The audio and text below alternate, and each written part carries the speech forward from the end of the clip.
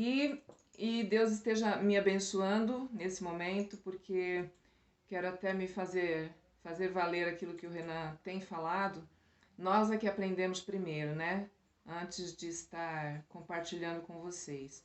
Então, a minha intenção é de que aqui tudo esteja sendo usado por Deus, né? Para que a gente tenha esse entendimento da palavra dele. Vamos lá, respostinhas, recapitulando a nossa aula de domingo passado e o nosso contexto, que é de João.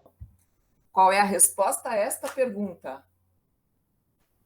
Qual o objetivo de João ao escrever o Evangelho? Essa pergunta a gente tem repetido, acho que deve ser a quinta ou sexta aula, irmãos. Pode crer. Vamos lá, gente. Eu sei que vocês sabem. Mostrar que Jesus é Deus. É isso? Sendo bem rigorosa, não, mas sim, entendeu? Vamos lá, gente, ó. Eis a resposta. Memorizem isso. Vou de novo. Qual é a resposta? Produzir fé. Qual é a resposta? Produzir fé. Produzir Qual fé. é a resposta? Produzir fé. Produzir fé em Jesus, Jesus. de que Ele é Deus. Isto é corretíssimo, né? A proposta de João é que a gente esteja entendendo o que há por detrás dos milagres, né? Dos sinais que João vai estar colocando e da própria palavra de Jesus tantas vezes. Mas vamos lá, essa aqui é a primeira pergunta. Vamos às próximas aqui, ó. Por que Jesus teve compaixão daquelas pessoas? Porque eu era ovelha sem pastor. Ótimo. Nós não podemos fazer o milagre, certo, irmãos? Quem faz o milagre é Deus. Mas nós podemos levar o que temos às mãos de Jesus, como foi feito lá, né? Que aquele menino que tinha o lanchinho dele, 5 pães e 2 peixinhos, entregou aos discípulos, o discípulo levou a Jesus e ele então multiplicou, né? Então essa é uma atitude nossa, de levarmos o que nós temos, que aos nossos olhos pode ser pouco, né? Pode ser assim, indiferente, e Deus vai abençoar, e Deus vai multiplicar, e Deus vai nos suprir através do poder dele. Okay. O que os sinais nos ensinam sobre Jesus? Deixa eu dar uma pista. A resposta inicial à pergunta aqui de baixo é a resposta para essa pergunta aqui. Filho de Deus. Mostrar que ele é o Messias, o Filho de Deus. Perfeito, isso mesmo. E qual é o propósito, né? Qual foi o propósito de Jesus com a multiplicação? É um reforço. Mostrar que ele nem só de pão vive o homem, né? Que ele é o pão da vida, né? Sim, exatamente. Mostrar que ele é o pão da vida, mostrar que ele é Deus, né? Que ele tem todo o poder. E isso é o que nós vimos domingo passado. E eu vou acrescentar esse slide aqui. Lembram disso? Que a resposta também é aquela pergunta só para a gente memorizar, gente. Né? O propósito era resolver a fome da multidão? Também. Mas era secundário, terciário, né? Na realidade, nós vamos ver aqui, ó, que era terciário testar a fé de Filipe também, né? Era terciário também mostrar a compaixão. O que Jesus tinha de propósito principal era revelar sua identidade divina e que ele é o verdadeiro pão da vida, como você também respondeu aí, Edna. Desceu do céu para dar vida eterna a todo que nele crê. Não é necessário que vocês decorem isso aqui, mas sim o conteúdo disso, né? A essência desta frase aqui, que eu acho que resume bem, né? E nós temos as nossas limitações, não Deus, né? Ele é plenamente suficiente para suprir todas as nossas necessidades. Esses pedidos de oração que nós tivemos agora são coisas que o Senhor Jesus pode suprir, né? Então, hoje, nós vamos estar falando um pouco mais a respeito da identidade de Cristo. Nosso versículo-chave é esse: eu sou o pão da vida. Quem vem a mim jamais terá fome, quem crê em mim jamais terá sede. Gente, nós não estamos querendo correr, tá? Mas hoje nós vamos entrar num assunto mais profundo. E estas palavras e ações que Jesus Cristo usa, que eu coloquei aqui nesse alvo, hoje requer que a gente tenha uma atenção muito dedicada aqui para nós conseguirmos afirmar ainda mais para nós, né, aquilo que o Senhor Jesus nos ensina através do estudo de hoje, tá? E ele tem nas palavras e ações dele o objetivo de comprovar que ele é Deus, que Deus Pai o enviou para o cumprimento das Escrituras, né? Nós vamos ver hoje, ele é o pão da vida. E aqui, de novo, a narrativa de João, nesse capítulo, é uma descrição clara e precisa acerca da identidade e da posição de Jesus em sua relação com os discípulos, né? É fundamental que nós compreendamos o que a Bíblia revela a respeito de Jesus, pois nosso conjunto de crenças, ou seja, aqueles elementos que nos dão convicção, aqueles elementos que nos asseguram, nos fundamentam na nossa fé sobre Cristo, vai determinar nosso comportamento como servos de Deus. Se não soubermos a respeito de quem servimos, não saberemos como servir, né? Então, aqui na continuação do que nós recapitulamos agora, uma nota ética de responsabilidade social que Jesus Cristo ensina ali também, depois que a multiplicação aconteceu. Sobraram 12 cestos, né? E Jesus deixa claro que o desperdício é uma forma de desprezo ao cuidado de Deus. Lá no versículo 12, João 6,12, nós podemos reparar nisso, né?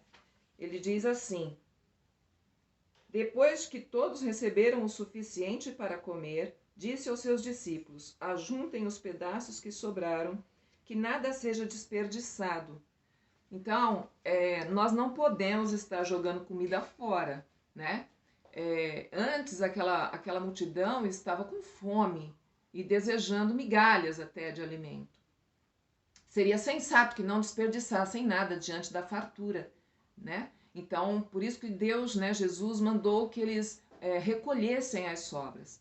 Aquela refeição foi singular, pois terminou com mais comida do que começou, né? E aqui um comentário do livro O Comentário de João, de Carson, ele diz assim: era um costume judaico juntar o que sobrasse em uma refeição. Então não era novidade para aqueles discípulos, né? Isso. Embora o Senhor tenha muito para suprir as necessidades do povo, ele não deixará que nada seja desperdiçado. 12 cestos ficam cheios de pedaços. Isso certamente é significativo. O Senhor tem o bastante para suprir as necessidades das 12 tribos de Israel. Vejam só uma semelhança: 12 tribos de Israel, 12 discípulos. Então tem sim um significado, né? O Senhor Jesus tem poder para suprir as necessidades do seu povo, né? Como o comentário aí coloca. Liberdade à força, né? Então a gente viu que aquela multidão recebeu o alimento que precisava, né? O Senhor Jesus a alimentou e ainda assim, vendo um milagre, vendo o que aconteceu diante dos olhos deles e também o que realmente eles sentiram, porque foram saciados, né, na fome que tinham, o povo interpreta de um jeito errado o que viu. O povo reconhece a autoridade de Jesus, mas não entende quem ele é, né? Eles queriam comida fácil e conseguiram. Então, as necessidades atendidas sugeriram a eles uma outra ideia de que aquele homem ali tinha sim que ser o profeta que tinha sido prometido. Então, eles estavam olhando para Jesus como um líder e não como Deus. Isso não passou na ideia deles. Eles enxergaram em Jesus a solução do problema que eles estavam atravessando. Então, irmãos, é uma perspectiva errada, certo? Que não espelha quem era Jesus. e nem ficou tampouco perto do propósito que Jesus tinha, né? Eu coloquei aí, eles pretendiam proclamar o rei à força, mas não de uma perspectiva espiritual, e sim terrena. E Jesus, sabendo disso, ele se retirou para o monte, né? E também no comentário aqui do livro, comentário de João, diz assim: não estavam prestando atenção na automanifestação divina, mediada pelo Filho de Deus encarnado. Eles também não estavam prestando atenção sobre o Filho como pão da vida. E também não prestaram atenção de que eles não se avaliaram de um jeito realista, né? Eles não entenderam a própria necessidade deles. Então eles pensaram, se o primeiro profeta, que foi Moisés, tinha conduzido o povo, né, para fora do Egito, para fora da escravidão que eles sofreram no Egito, certamente o segundo ia ajudar a escapar do domínio de Roma. Então, uma leitura muito equivocada, longe do que Jesus pretendia. Irmãos, percepções erradas como dessa multidão, será que nós temos hoje? O que vocês acham? Muito. Relatei aqui algumas, olha, sobre Jesus. O que dizem a respeito de Jesus, né? Várias igrejas, várias seitas, inclusive instituições, assim, eu não sei direito que nome dar para, por exemplo, Islã, muçulmanos, né? Do modo geral. E esse tipo de entendimento a respeito de Jesus difere totalmente, né, do que o Evangelho de João está querendo nos ensinar. Então, hoje, em 2021, nós temos o mesmo problema que aquela multidão teve. Não entenderam quem era Jesus. Um profeta, um líder, um pregador, um rabino, um grande homem, um mensageiro, menos Deus. Menos Deus encarnado. Então, isso é um problema. E não só a pessoa de Jesus é mal interpretada, mas também a mensagem dele. Olha aqui, o evangelho da prosperidade, né, visando o materialismo, é um dos pontos de desvio da mensagem que Jesus Cristo veio trazer. O evangelho puro, né, a sã doutrina, que nós conhecemos através da palavra de Deus, não é isso aqui.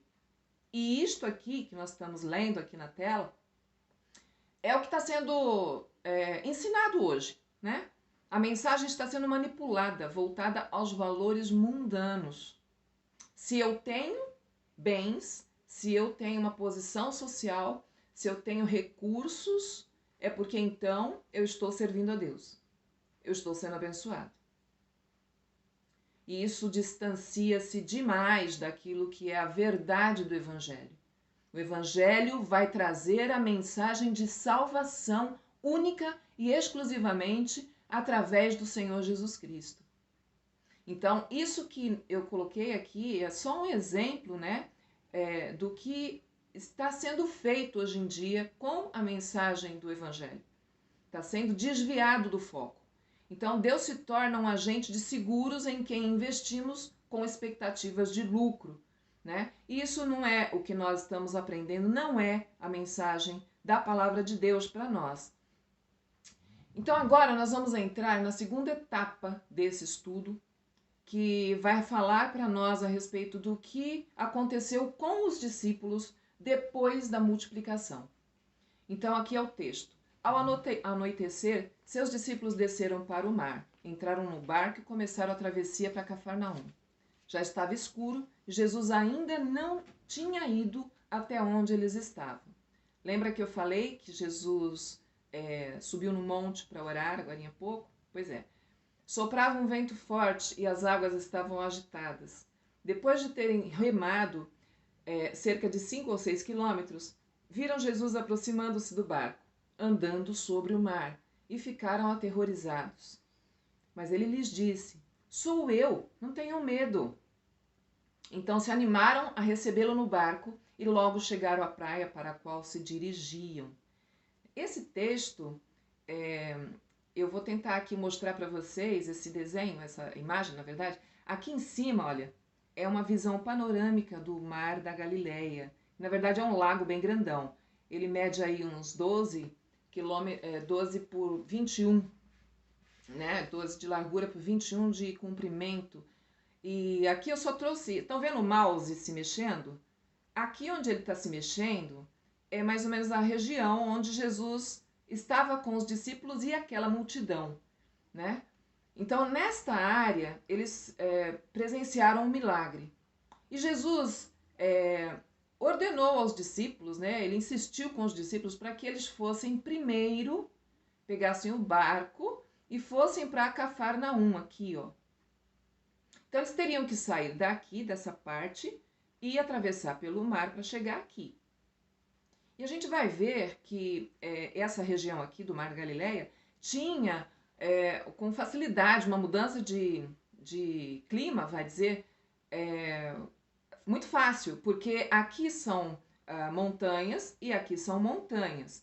Tem uma outra imagem que a gente só vai ver porque eu queria deixar para vocês essa informação. Ó, tá aqui o Mar Morto, tá? Aliás, é o Mar Mediterrâneo, tá aqui. E aqui, ó, é o Mar da Galileia, onde tá aqui o mouse. Esse Mar da Galileia, ele é 203, 210 metros abaixo do nível do Mar Mediterrâneo. Então, ele vira como que fosse um funil. Ele tem aqui montanhas desse lado e desse lado. Então, era muito fácil ter tempestades aqui, né? Nós vamos ver que Jesus mandou os discípulos atravessarem sozinhos. Depois ele iria, né? Porque ele ficou despedindo a multidão. Ele despediu a multidão e subiu para o monte para orar. Então, nós vamos ver o que aconteceu. Porque Jesus insiste com os discípulos e ele tem um propósito, né? O que vocês acham que era esse propósito?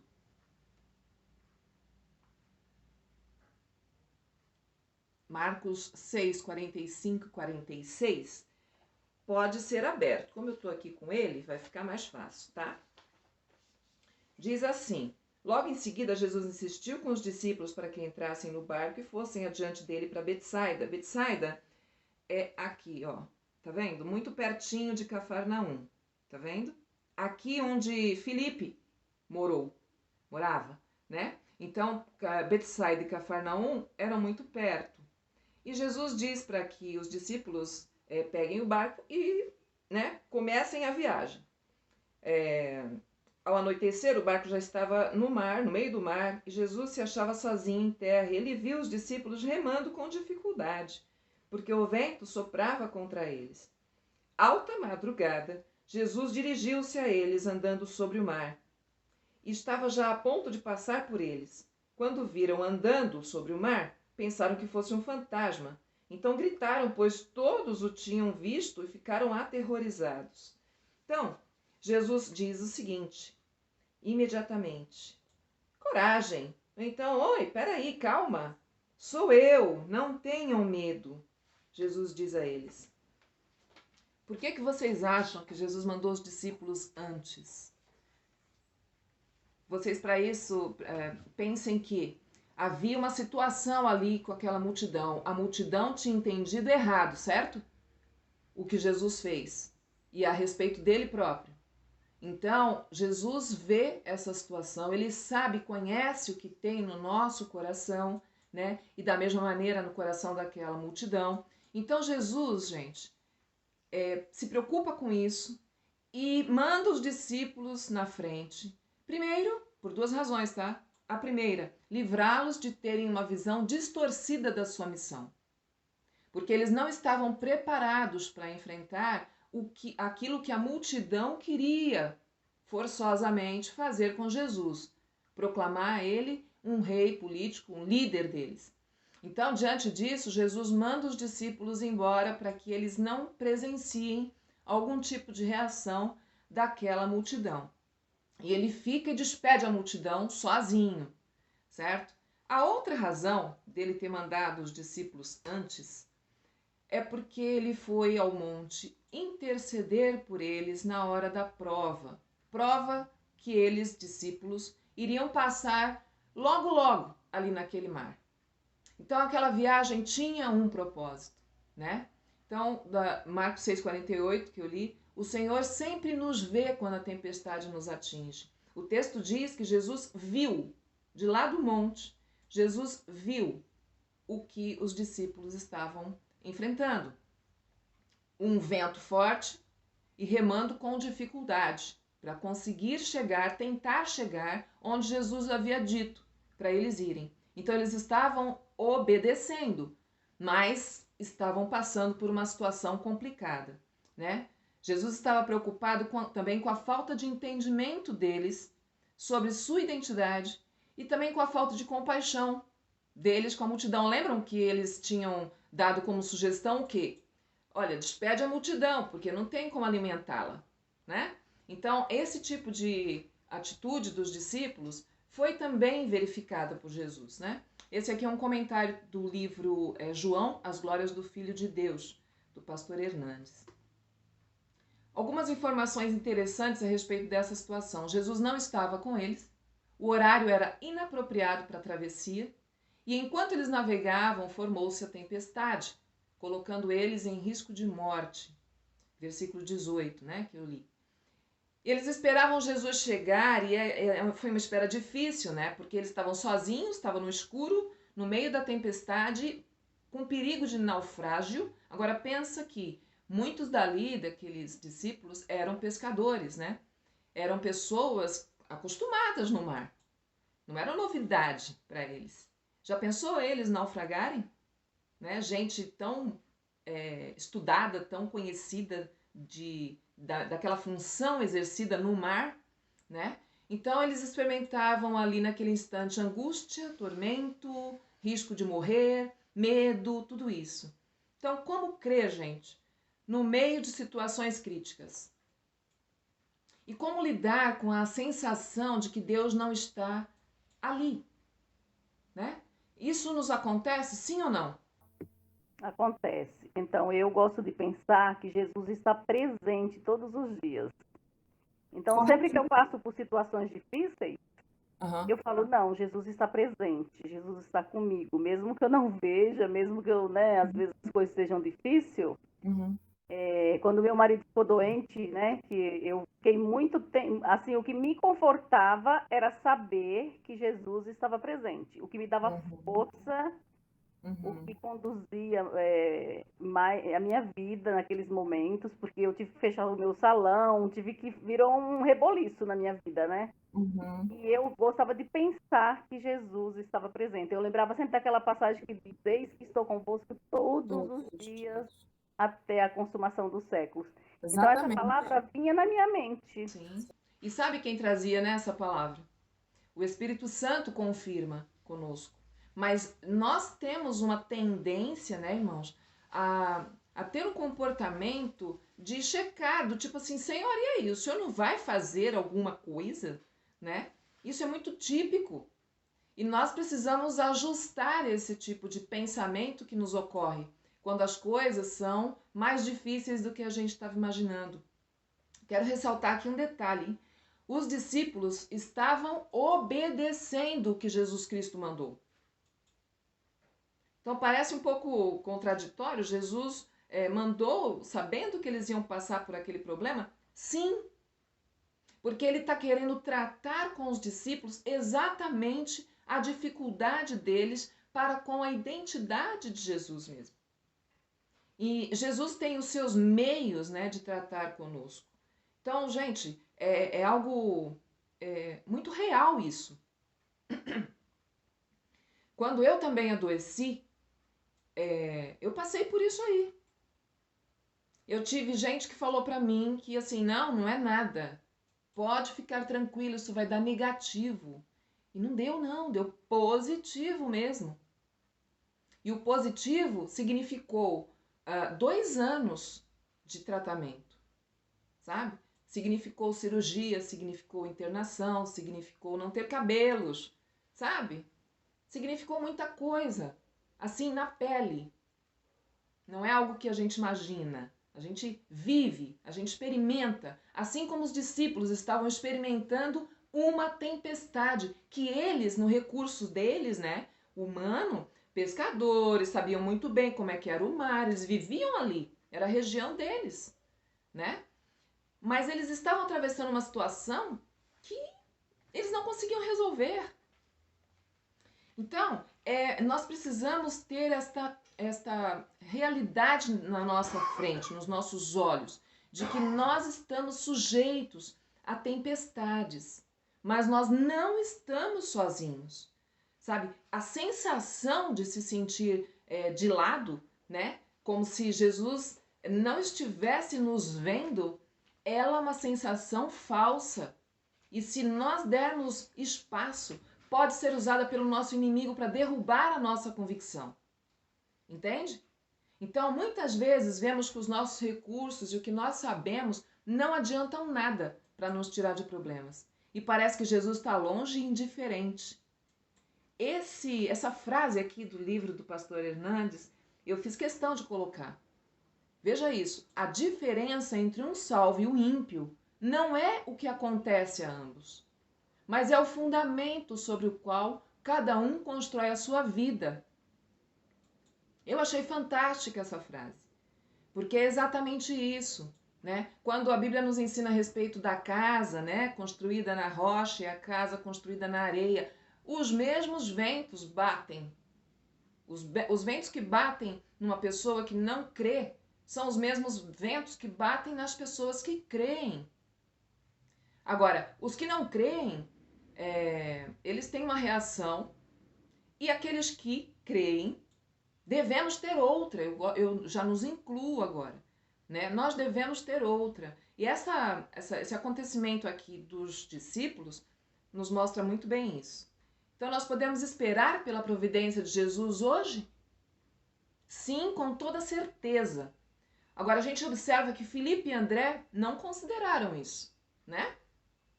Lá no estudo do domingo passado, nós vimos como eles entenderam a coisa. Eles ficaram presos na limitação dos recursos deles. A multidão, muito menos, entendeu. O fato de Marta e Maria, né, ficaram frustradas porque Jesus demorou e o irmão delas morreu. E os discípulos, no meio da tempestade, também temeram a morte. Como crer na hora do medo, da angústia, da dor, do sofrimento? É uma pergunta.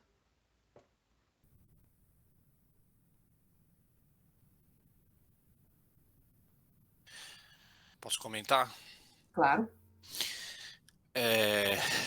Eu tenho muito disso do que a Edna falou, né? Sempre lembrar daquilo que Jesus é na nossa vida. Tem, inclusive, a gente lá falando do podcast no capítulo 7, sempre trazer à memória aquilo que nos dá esperança, né? Uhum. Mas tem 2 episódios onde a gente vê na palavra de Deus, que eu vou falar bem rápido, né? O tempo é nosso inimigo, né, Ruth? Acabei de olhar para ele. Mas vou falar bem rápido, então. Tem 2 episódios que a gente pode lembrar em que Jesus está com seus discípulos em situações diferentes, mas nessa situação de tempestade, né? Uhum. De que o mar se revolta, enfim. Em uma delas, que não é essa que a gente está tratando, mas no final os discípulos vão falar assim, quem é esse que até o mar escuta e obedece às suas ordens, né? Uhum. Então, os discípulos naquele momento, eles demonstram que eles estavam ali com Jesus e nós hoje, nós estamos com Jesus, nós conhecemos um pouco do que é Jesus. O que eu quero dizer é, a melhor forma de a gente crer na hora do medo, da angústia, da dor ou do sofrimento é conhecer quem é esse Deus cada dia um pouco mais. É por isso que a gente aqui, né, Ruth, a gente insiste tanto nesse momento de estudo e de que a gente busque o Senhor, porque quanto mais eu conheço o Deus que eu sirvo, eu estou mais preparado para enfrentar situações como essa, né? Muito bom. E outra coisa, Renan, que eu já pegar o gancho que você está falando, que nós podemos sim passar por situações que a gente não espera. Com certeza.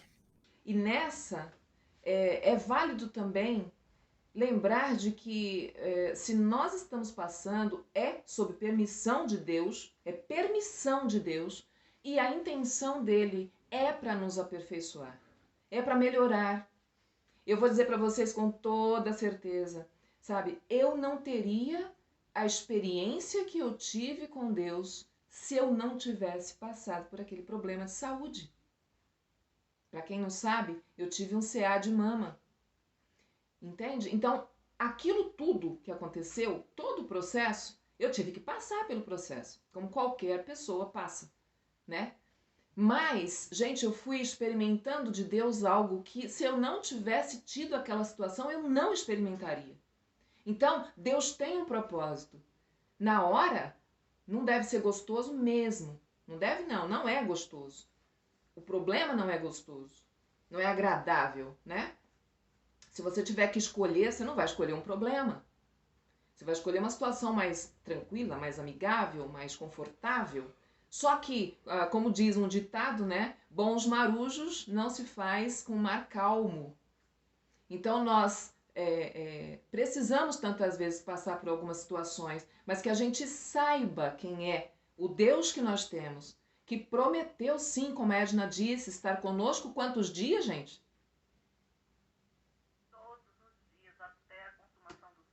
Exatamente. E eu peguei esse versículo, desde os tempos antigos, ninguém ouviu, nenhum ouvido percebeu, e olho nenhum viu outro Deus, além de ti, que trabalha para aqueles que nele esperam. E o que os discípulos estavam fazendo, gente? Que eu já falei, obedecendo e esperando Jesus chegar, né? Até eles. Jesus foi orar, ele viu os discípulos remando com dificuldade, já era madrugada quando ele foi até os discípulos. E ele foi de um jeito muito especial e muito surpreendente, né? Ali ele já mostrava quem ele era para os discípulos. Lembram que, não tirem isso da sua mente, lembrem que Jesus queria mostrar àqueles discípulos a identidade dele. Lições para nós, ó. Quando Jesus não está presente, nós ficamos perdidos e não chegamos ao destino.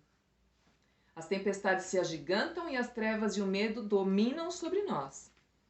Agora, nós temos que saber disso.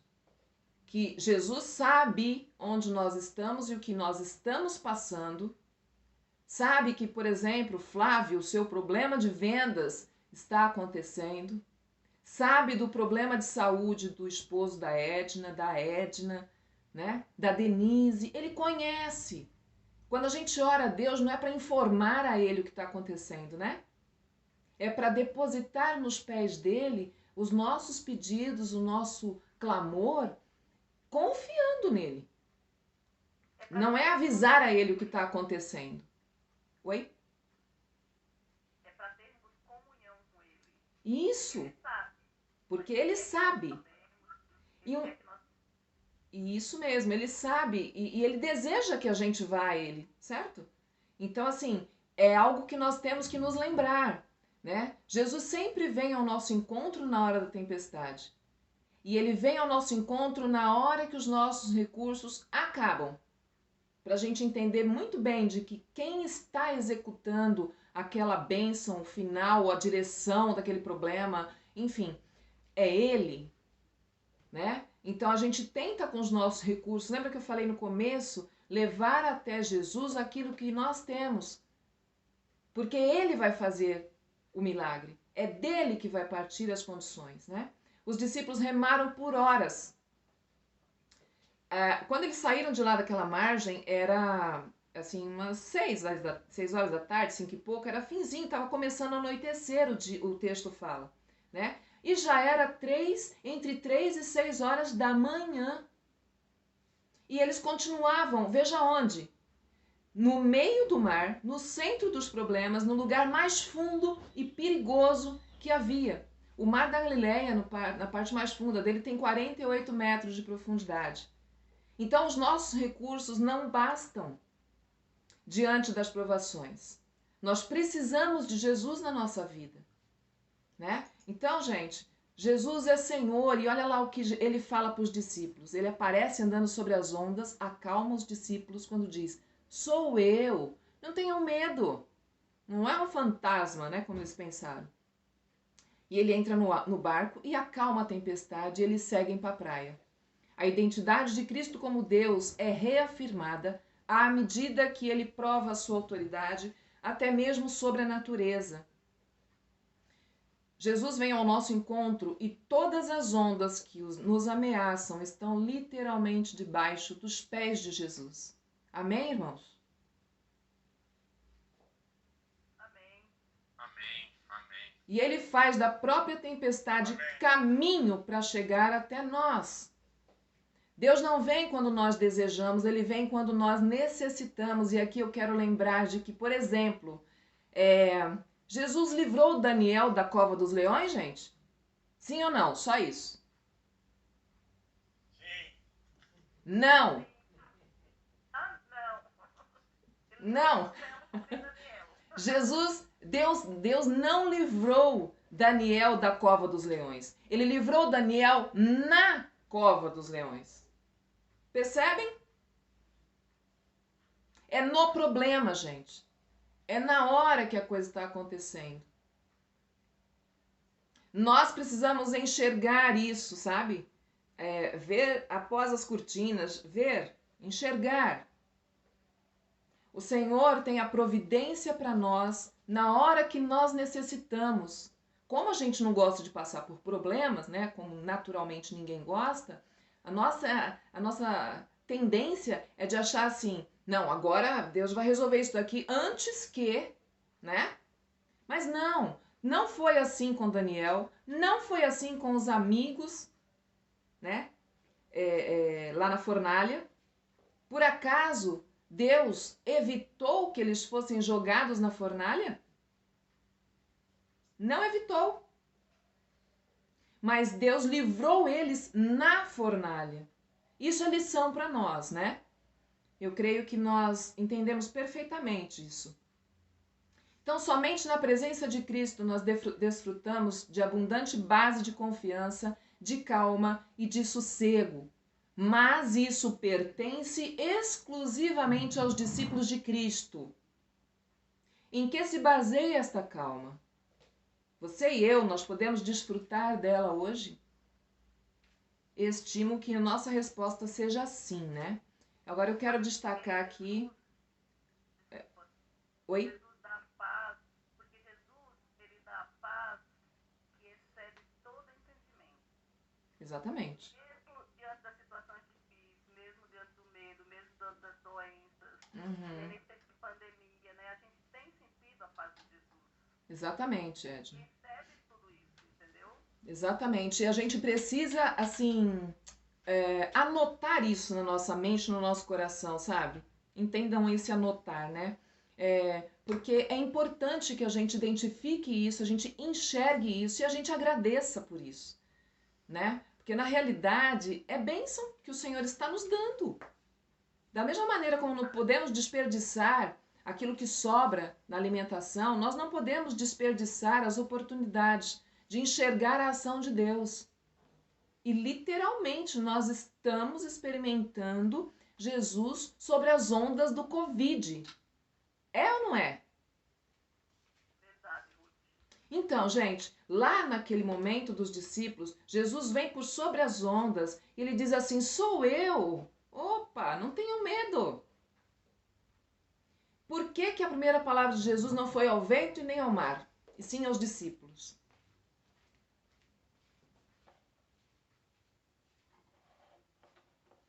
Os discípulos eram escolhidos dele, né? Para fazer a boa obra, para fundar a igreja do Senhor Jesus, né? Para mostrar, através dos discípulos iam, né, vendo e ouvindo tudo ali, eles eram testemunhas vivas, né? Tá, vamos assim, explorar um pouco mais isso, Edna. Dentro dos discípulos tinha uma tempestade maior que aquela externa. E muitas vezes as maiores tempestades acontecem no nosso coração. Dúvidas existenciais, que é a razão, né, da minha vida, afinal de contas. Falta de discernimento espiritual, medos.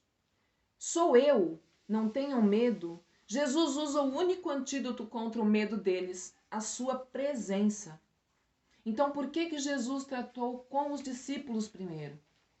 Eles eram aqueles que tinham dúvida ainda a respeito de quem é Jesus. Então, Jesus chega e acalma o coração deles. Jesus trata da fonte, onde é que está o problema. Porque se ele tinha dito para eles, olha, vão para Cafarnaum, ou Betsaida, como aquele texto diz, é porque eles iam chegar lá. Não é verdade? O texto que o Renan colocou, que é outra ocasião que acontece também uma tempestade, né? Jesus disse, olha, vamos para outra margem, vamos passar para o outro lado. Se ele disse vamos passar, é porque, gente, iam passar, não iam morrer no caminho. Entende? Então, isso aqui é uma realidade na vida de muita gente.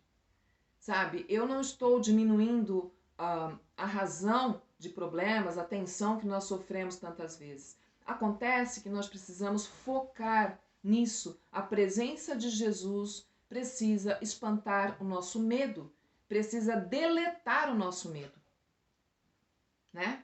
A ordem que ele dá para os discípulos também dá para nós. Não tenham medo.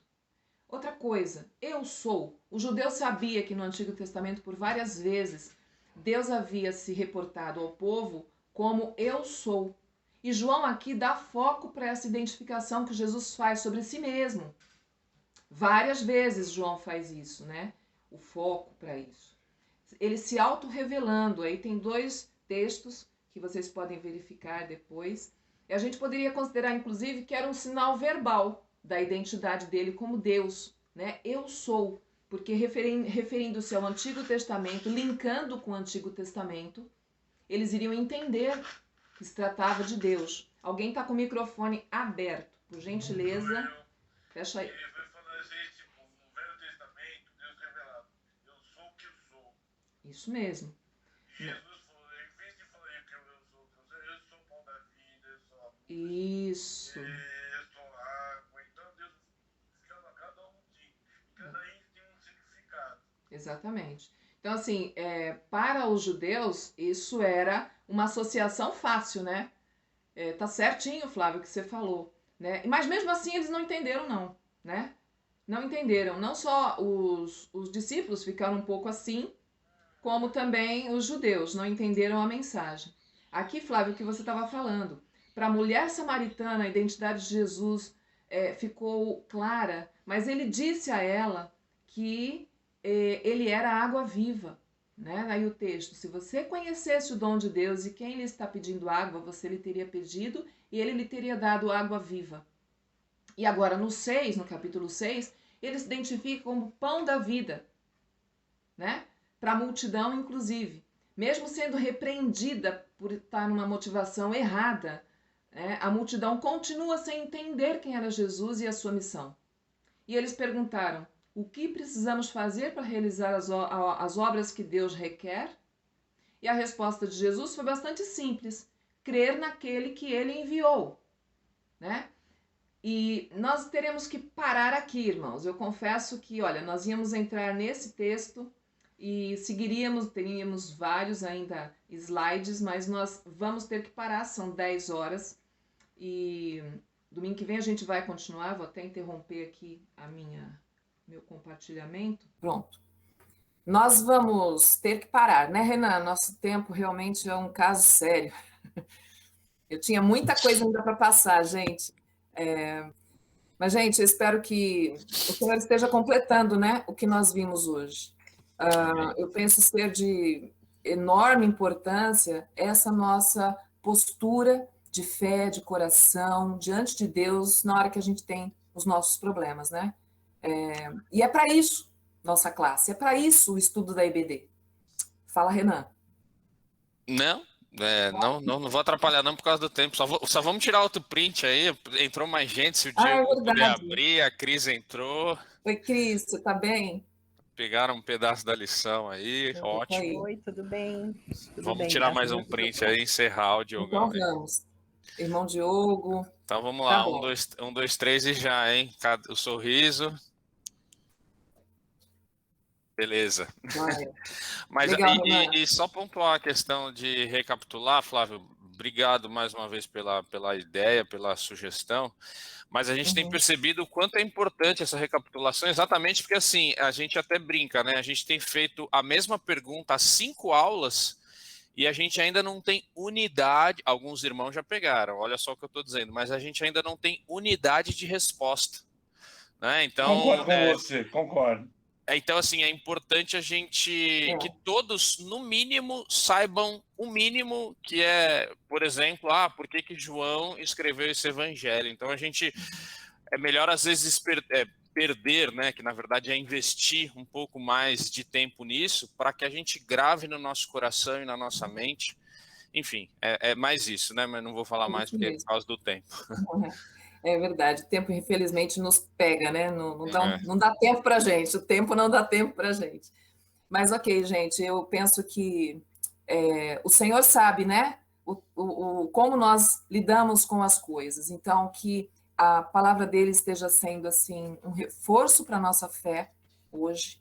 E voltem a ler repensando aquilo que a gente já sabe, mas repensando, né? Porque a palavra é viva e eficaz. Então, que assim seja.